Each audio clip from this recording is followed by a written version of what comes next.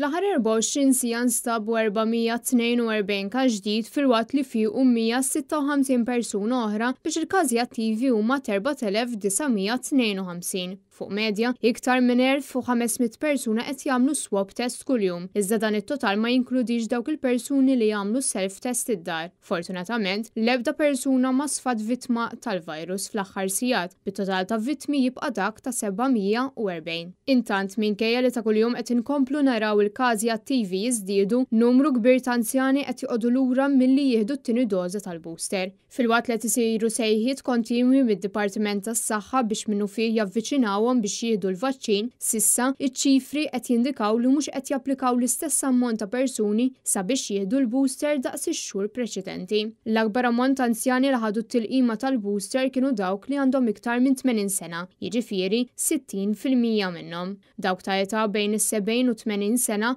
ħadu l-booster 44%, filwaqt li kienu 32% biss li ħaduha u għandhom bejn il-65 u 70 sena.